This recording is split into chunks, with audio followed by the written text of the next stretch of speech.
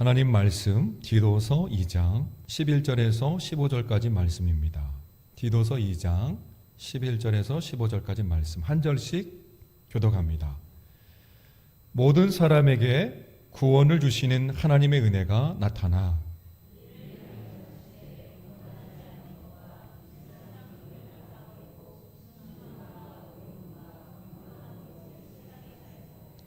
복스러운 소망과 우리의 크신 하나님 구주 예수 그리스도의 영광이 나타나심을 기다리게 하셨으니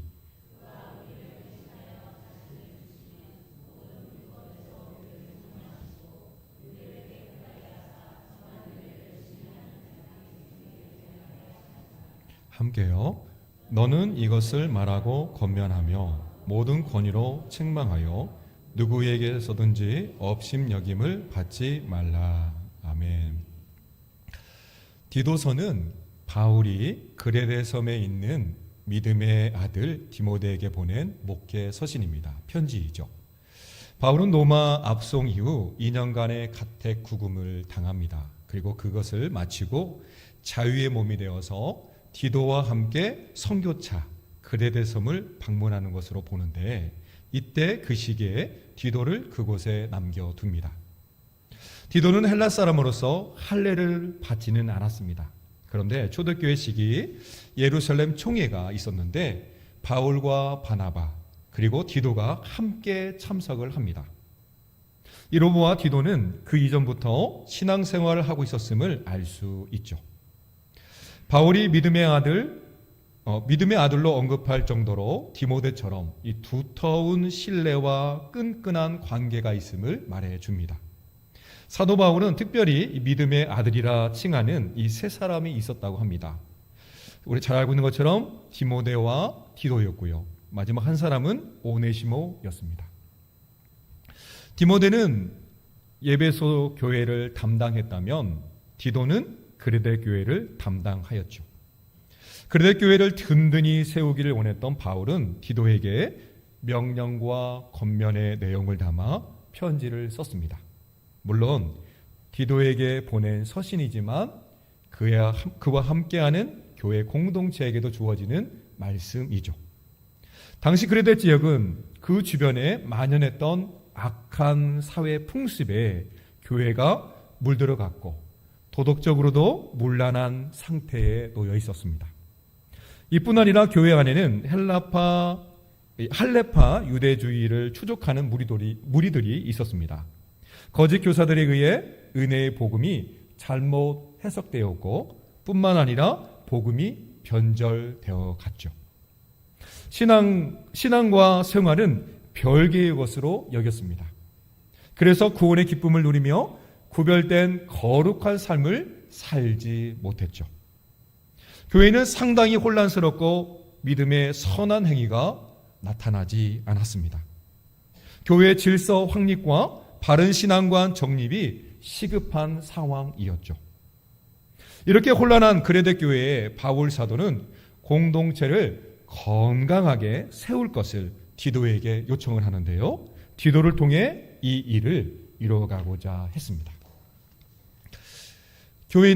교회를 진리 가운데 바로 세우고자 바울은 디도에게 대적자들을 엄중히 꾸짖을 것을 명령합니다. 교회 질서를 위해서 그렇죠. 바른 교훈을 통해 교회를 세울 것 또한 교훈하고 있습니다. 여기서 바른 교훈이란 하나님 말씀과 사도들의 가르침을 의미합니다.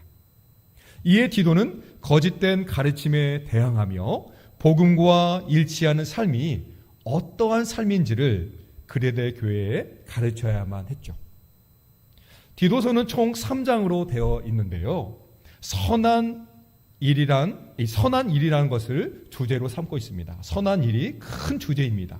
그 중심 속에서 모든 것을 이루어 가죠. 이처럼 강조되는 선한 일이란 무엇이냐면 은혜로 주어진 구원이 실제 삶의 현장에서도 거룩하게 그리고 구별되어서 경건하고 의로운 모습으로 나타나는 것을 선한 일이다라고 이렇게 말해주고 있습니다. 선한 일은 반드시 우리 삶에 나타나야만 하죠. 왜냐하면 불법 가운데 있던 우리를 하나님께서 깨끗하게 하사 선한 일 할 수 있도록 하셨기 때문에 그렇습니다. 구원받은 사람의 의무라는 것이죠. 오늘 본문이 속한 2장 1절로 10절의 내용은 신앙의 윤리에 대한 가르침이라면 11절로 14절은 그 가르침에 근거한 이 신학적인 근거와 정당성을 다루고 있습니다. 좀 더 세분하여 살펴보면 1절로 3절의 내용은 노년층에게 주어지는 말씀으로 마음의 진실함과 행동에 경건할 것을 강조하고 있었고요. 또 청년층에게는 가정을 돌보고 사랑하며 부부간에 복종하고 또 절제하는 모범을 보임으로써 교회를 대적하는 이들로부터 불미스러운 또 빌밋거리를 주지 않도록 이렇게 말하고 있습니다. 4절로 8절의 말씀이죠. 특히 소외되고 무시당하는 종들까지도 이 소외된 사람들까지도 빼놓지 않고 교훈하고 있는데요. 9절과 10절의 말씀인데요.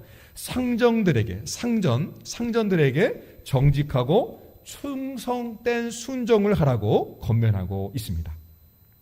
이처럼 바울은 그리스도 안에서 하나님의 은혜로 말미암아 좀 더 고차원적인 삶을 살도록 당부하고 있죠. 이렇게 함으로 예수 그리스도의 크신 사랑이 증거되는 것이고 또 우리 삶을 통하여 하나님의 영광 돌릴 수 있음을 말해주고 있죠. 우리가 깨끗하게 된 이유가 무엇일까요? 예수 그리스도의 사도인 바울은 그 이유를 하나님께서 모든 불법 가운데 우리를 건져내셨기 때문이다 라고 말해주고 있습니다. 그러므로 우리가 선한 일을 하며 거룩함으로 경건하게 생활해야 되는 근거가 되는 것이죠. 하나님 말씀이 근거인 것입니다. 하나님의 백성들은 이 세상에 혼자 살아가는 것이 아니라 하나님의 보호를 받고 하나님의 사랑으로 살아가고 있음을 말해줍니다. 그래서 사도 바울은 본문 12절에 우리를 양육하시되 경건하지 않는 것과 이 세상 정욕을 다 버리고 신중함과 의로움과 경건함으로 이 세상에 살고라고 하였습니다. 하나님께서 택한 자녀들을 구원할 뿐만 아니라 영광에 이를 때까지, 즉 천국에 임하는 그날까지 하나님의 백성답게 살도록 우리를 훈련시키며 양육하고 있음을 말해주는 것이죠. 그리고 바르게 성장할 수 있도록 우리를 돌봐주십니다. 누가요? 하나님께서요. 바울은 이러한 의미로서 양육이라는 말을 사용하고 있죠. 12절에서 이 세상에 살고라는 이 한글 성경에는 빠져있는 단어가 있습니다. 이 원문에는 무슨 말이 있냐면 지금이라는 이 단어가 있습니다. 그래서 이 세상이라는 이 표현을 좀 더 강조하고 있죠. 즉 성도들이 지금 이 세상을 살아가야 하는 존재라는 것을 말해줍니다. 성도들이 이 세상을 살아가는 그 경건함, 그리고 하나님의 복음 앞에 살아가는 그 모습, 그것이 곧 지금이라는 것입니다. 내일로 미뤄서도 되는 것이 아니죠. 또 과거의 것으로 되는 것이 아닙니다. 지금도 여전히 멈추지 않고 진행되고 있음을 말해주죠. 지금 이 세상이 어떠한지를 알게 하는 단어들을 이 골로새서 표현을 써서 이렇게 한번 증거해 보겠습니다. 골로새에서는 이렇게 표현하고 있습니다. 음란과 부정과 사욕과 악한 정욕과 탐심이 우울거리는 현장이 곧 지금이다라고 말해주고 있습니다. 그러므로 지금 우리는 하나님 말씀 앞에 살아야 되고 하나님께 양육을 받아야 합니다. 그런데 이러한 사실이 옛날 옛적 이야기로만 끝날까요? 그렇지 않죠. 하나님께서 친히 우리를 양육하십니다. 우리를 길러주시죠. 우리의 키가 자라고 몸이 자라고 지식이 자라가도록 우리를 돌보십니다. 하나님께서 우리를 양육하지 않으시면 우리는 한시라도 살아갈 수 없습니다. 모든 불법 가운데서 우리를 살게 하셨기 때문에 자칫 잘못하면 이것들이 우리를 삼킬 수 있습니다. 그러므로 우리는 하나님 앞에 나아가는 것이 우리의 기본 되는 것이죠. 그렇습니다. 죄를 범하지 않고 의롭게 살아갈 수 있도록 진리의 성령 하나님께서 우리를 인도해 주십니다. 하나님의 백성으로 우리는 이 세상에 살면서 하나님께서 맡겨주신 선한 일에 사명을 다하며 살 수 있게 되는 것이죠. 우리가 하나님의 인도하심을 가만히 생각해 볼 때 지금도 하나님께서 우리를 여전히 사랑하시고 또한 우리를 양육하심에 대해서 감사할 수 있습니다. 이것을 본문 11절에서 이렇게 표현합니다. 하나님의 은혜가 나타나라고 증거하고 있습니다. 사람을 살리며 생명을 주시는 구원을 하나님의 은혜라고 표현하고 있습니다.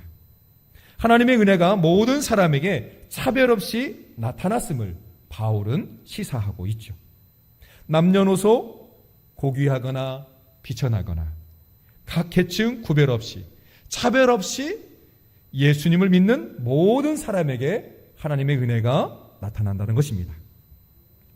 당시 유대인의 생각 속에는 여자나 아이나 그리고 이 종들에게는 구원이 없다라고 여겼습니다. 그러나 바울은 정확하게 말합니다. 유대인이나 헬라인이나 남자나 여자나 자유인이나 종이나 구원에 있어서는 모두 하나와 같은 존재인 것을 말해주죠. 예외가 없음을 시사하고 있습니다. 모든 사람이 다 예수님 안에서 구원받기 원하시는 하나님의 뜻이 여기에 있습니다. 이러한 은혜로 우리가 구원받았기에 하나님께서 친히 우리를 지금도 양육해 주시고요. 또 우리를 양육하시되 온전한 성도로 만들어 가십니다. 하나님과 관계에서 하나님을 경외하고 순종하는 것을 경건한 삶으로 바울은 표현하고 있습니다. 그래서 예수님을 믿는 우리는 하나님을 경외하고 하나님께 순종하는 삶을 살아야 하죠. 예수님 안에서 유익하지 않는 것은 과감하게 버리는 것입니다. 신중함과 의로움과 경건을 위해 하나님을 찬양하고 하나님의 말씀을 듣고 또 하나님 앞에 경배하는 삶을 우리는 추구해야만 합니다. 하나님께서 우리를 깨끗하게 하신 이유가 분명히 있습니다. 이 땅에서 구별되고 거룩한 삶, 경건한 삶을 살아가는 것이 하나님의 뜻이죠.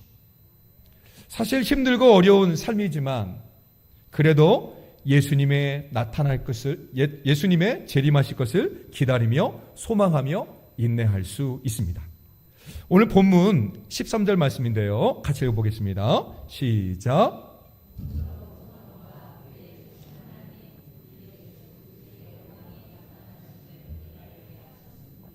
아멘.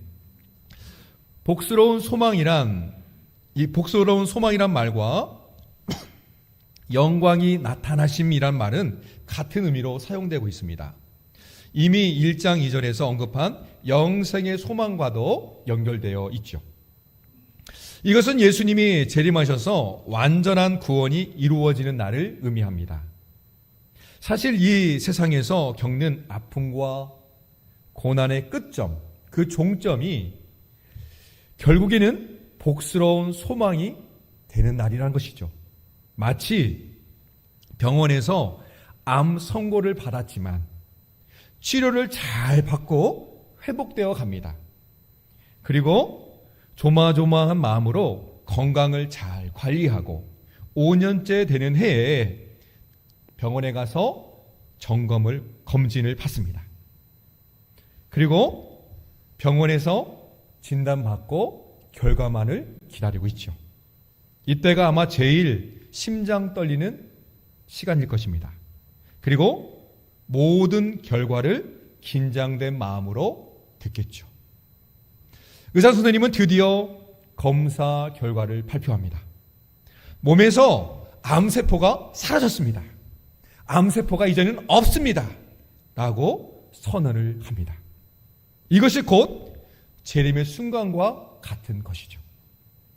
이처럼 우리 몸에 퍼져 있는 죄악의 암세포는 우리 예수님이 오시면 끝나는 것입니다. 이 세상의 고난의 끝이요 괴로움의 종지부를 찍는 날이 우리 예수님 오시는 그날인 것이죠.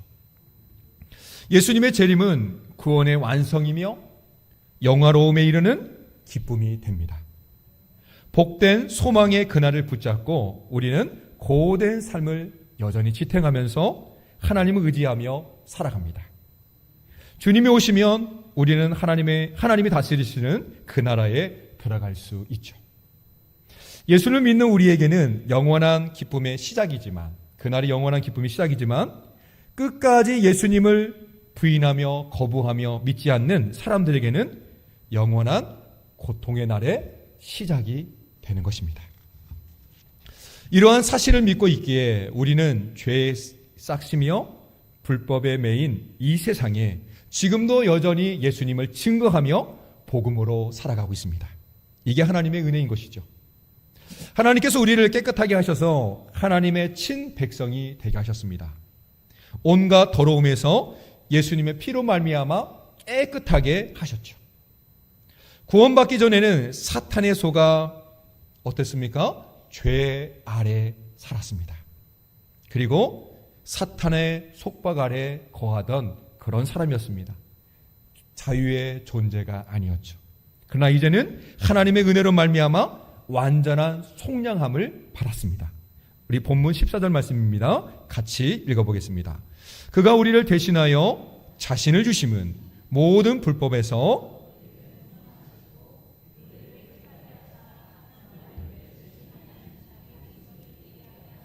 아멘. 14절 말씀은 인자에 온 것은 섬김을 받으려 하는 것이 아니라 도리어 섬기려 하고 자기 목숨을 많은 사람의 대속물로 주려 하신다는 예수님의 말씀을 반영하는 구절입니다. 이렇게 예수님 자신이 십자가에 자신을 내어주심으로 예수님을 구주로 영접하는 사람들을 위해서 이 모든 일을 하신 것이죠. 모든 불법에서 우리를 속량하시고 우리를 깨끗하게 하셨다고 했는데, 원문의 의미를 살펴보면 하나님께서 자신을 위해 속량하셨으며 또 자기 자신을 위해 우리를 깨끗게 하셨다라는 의미를 지니고 있습니다. 그러므로 구원은 사람의 행위가 적용되지 않음을 말해주고 있습니다. 구원은 절대적인 하나님의 은혜로 이루어지는 것이죠. 우리의 역할이 단 1%도 작용하지 않는다는 겁니다. 구원의 절대적인 은혜는 하나님께 있음을 말해주고 있습니다. 우리의 힘으로, 우리의 능력으로 되어지는 것이 아닙니다. 우리는 6조 원이나 되는 빚더미에 살던 사람이었습니다. 전혀 상상할 수도 없고 감당할 수도 없는 그런 금액입니다.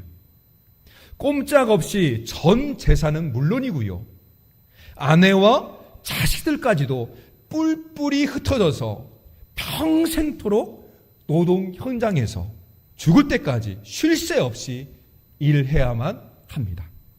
그래도 그 빚을 다 갚을 수 없었습니다. 그런데 돈을 빌려준 사람이 우리의 형편을 알고서 불쌍하게 생각하여 그 모든 것을 탕감해 줍니다. 이처럼 예수님은 우리 무거운 죄의 짐을 십자가로 대신 짊어지셨습니다. 친히 우리 죄의 대가를 자신의 생명으로 속전하신 것이죠. 죄의 종노릇 하던 우리에게 참된 자유를 주셨습니다. 우리에게 참된 평안을 허락하신 것이죠. 하나님께서 우리를 구속하시기 위하여 우리 대신에 하나님의 아들 되는 예수 그리스도의 몸을 우리 대신하여 십자가에 죽게 하셨습니다. 우리의 죄와 허물의 값을 다 치르시고 하나님의 능력으로 예수님은 다시 부활하셨죠. 십자가에서 흘리신 피의 공로로 사탄의 손에서 우리를 건져내셨습니다. 죄의 더러움에서 완전히 깨끗하게 하셨죠. 14절에 깨끗하게 하다 이 말은요, 그 전에 우리의 모습이 이미 더러움 가운데 있었음을 전제하고 있습니다. 우리가 깨끗하게 된 것은 전적인 하나님의 은혜라는 것을 강조하고 있죠. 그러므로 우리 지은 죄를 하나님께 회개함으로 용서함 받아 깨끗하게 되는 것임을 우리는 이렇게 하나님의 은혜로 고백하게 되는 것입니다. 이런 은혜는 말씀과 성령에 의해서 이루어집니다. 그래서 예수님은 요한복음 3장 5절에서 이렇게 말씀해 주십니다. 우리 같이 한번 읽어보겠습니다. 예수께서 대답하시되 진실로 진실로 내게 이르노니 사람이 물과 성령으로 나지 아니하면 들어갈 수 없느니라. 아멘. 우리는 말씀과 성령의 인도하심으로 인해서 열심히 선한 일을 할 수 있습니다. 그것은 바로 하나님의 일을 하게 되었다라는 것이죠. 감히 우리가 하나님의 일을 할 수 있다는 겁니다. 선한 일을 한다는 것은 하나님의 뜻과 교훈에 맞는 삶을 사는 것이죠. 이러한 삶을 살기 위해서는 기본적으로 요구되는 것이 있습니다. 무엇이냐면 먼저는 하나님 앞에 예배드리는 것을 열심히 해야 되고요. 또 두 번째는 하나님의 이름과 영광을 드러나는 일에 우리가 최선을 다해야 된다는 것입니다.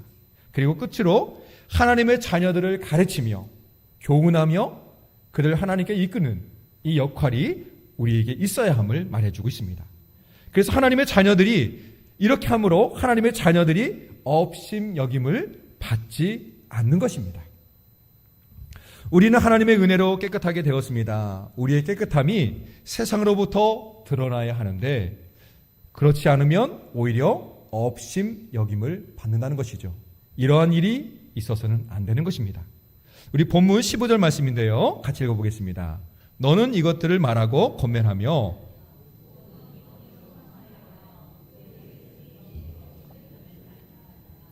아멘. 바울 사도는 디모데를 향하여 항상 진리의 복음을 전해야 되고 또한 잘못된 길에 빠져 있는 이 사람들, 이 성도들을, 우리 형제들을 권면하고 책망하라고 당부하고 있습니다. 그래서 본절의 의미상 사실 아직 젊고 부족한 이 디도에게 주어진 것으로 적용한다면 어리다는 이유로 성도들이 디도를 가벼이 여기는 것에 대한 경계하는 것으로 이해할 수 있고요. 또 다른 이해는 이렇습니다. 나이에 대한 언급이 없기 때문에 말씀 따로 행동 따로 말씀과 동떨어진 삶을 살아서 사람들에게 비방과 멸시당하는 일이 없게 하라는 의미에서도 이렇게 우리가 이해할 수 있죠. 업심여기라는 말을요, 이 원문의 의미로 살펴보면 이렇습니다. 다른 사람의 머리 꼭대기에 올라서서 그를 내려다보면서 그의 흠집을 기어코 찾아내어서 비웃는 모습을 그려주고 있습니다. 그것이 곧 업심여김이다라고 표현하고 있죠. 예수님은 말씀하십니다. 마태복음 5장 13절인데요. 또 같이 읽어보겠습니다. 너희는 세상의 소금이니 소금이 만일 그 맛을 잃으면 무엇으로 짜게 하리요? 후에는 아무 쓸데없어 다만 밖에 버려져 사람에게 밟힐 뿐이라. 아멘. 소금의 맛을 내지 못하면 밖에 버려져 업심여김을 당하는 것입니다. 예수님의 십자가를 통하여 온전히 구속받아 하나님의 백성된 우리는 세상 사람들에게 비웃음 받지 아니하고 믿음의 선한 영향력을 끼치는 것이 우리의 삶의 기본인 것을 말씀해 주십니다. 은혜가 우리를 살리고요. 하나님의 은혜가 우리를 빚어갑니다. 하나님의 은혜가 우리를 온전하게 하시고 우리를 끝까지 이 세상에서 경주하게 합니다. 복음의 핵심은 그리스도의 죽음과 부활과 재림입니다. 죽음은 과거의 사건이요. 부활은 현재적인 사건이라면 재림은 미래에 반드시 이루어질 마지막 사건입니다. 하나님께서 우리를 예수님의 피로 깨끗하게 하셨습니다. 그러기에 우리는 부끄러움 없고 죄의 굴레 속에 있지 않아야 합니다. 주의 재림의 날 영광 중에 오실 예수님을 사모하며 기다리는 삶을 살아야 합니다. 온전히 기쁨 속에서 이 모든 것을 이루어갈 수 있습니다. 그날은 반드시 성취될 복스러운 소망이고요. 또 영광의 소망의 날이 됩니다. 이 영광의 소망을 품고 예수님의 복음을 위해 선한 일을 힘쓰므로 구원을 전파하고요. 하나님께 영광 돌리며 살아가는 우리 성도들이 다 되시기를 우리 예수님의 이름으로 축원합니다. 함께 기도하겠습니다. 사랑의 아버지 하나님 감사합니다. 오늘도 저희들을 세상 속에서 잊지 않게 해주시고 또 이렇게 믿음의 권속들과 함께 하나님을 예배케 하여 주시니 감사합니다. 성령 하나님, 오늘도 진리의 말씀을 깨닫게 해주셨사오니 오늘도 한 주간 살아갈 때 우리가 선한 일을 행할 수 있도록 우리를 돌봐주시옵시고 마음과 생각과 행동 하나하나를 하나님 말씀 가운데 거하게 하여 주옵소서. 또한 이러한 삶을 살아갈 때 나 혼자만 살아가는 것이 아니라 우리의 속해 있는 공동체를 주의 말씀으로 변화시키며 아직도 예수님을 믿지 아니하는 그 영혼들을 향하여 기도하며 복음을 전할 수 있도록 이끌어 주옵소서. 오늘도 함께하지 못한 우리 권속들에게도 동일한 은혜를 부어 주옵소서. 감사하며 우리 주 예수님의 이름으로 기도합니다.